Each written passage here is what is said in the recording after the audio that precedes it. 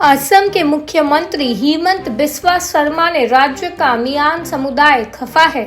Assam CM के इस टिप्पणी को मियां समुदाय का एक वर्ग भूल नहीं पाया कि बीजेपी को अगले 10 सालों तक मियां लोगों के वोटों की जरूरत नहीं है, जब तक कि वे बाल विवाह जैसी कुछ सामाजिक प्रथाओं को छोड़कर खुद में सुधार नहीं कर लेते।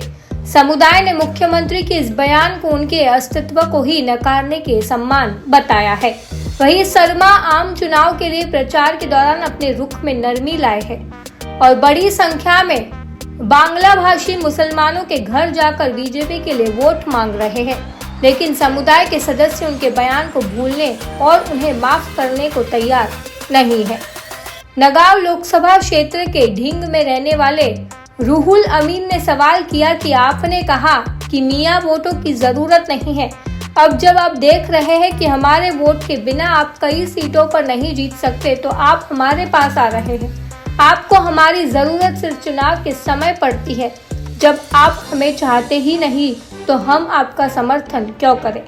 दरअसल मियां शब्द असम में बांग्ला भाषी मुस्लिमों के लिए बोले जाने वाला शब्द है और गैर बांग्ला भाषी लोग सामान्य तौर पर उन्हें बांग्लादेशी प्रवासी के रूप में देखते हैं।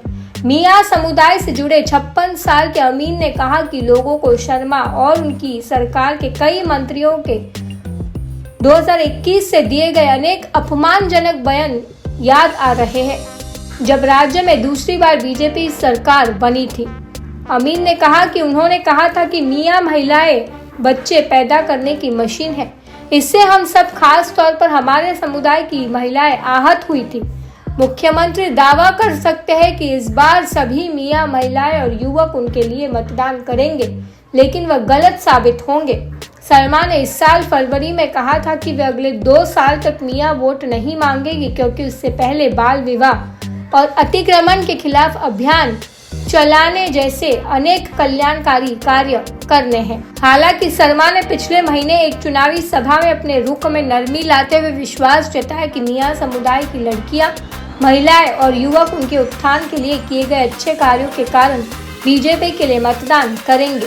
नगांव संसदीय क्षेत्र में परिसीमन के बाद कुल 18 लाख मतदाताओं में 10 लाख से अधिक मुसलमान मतदाता है।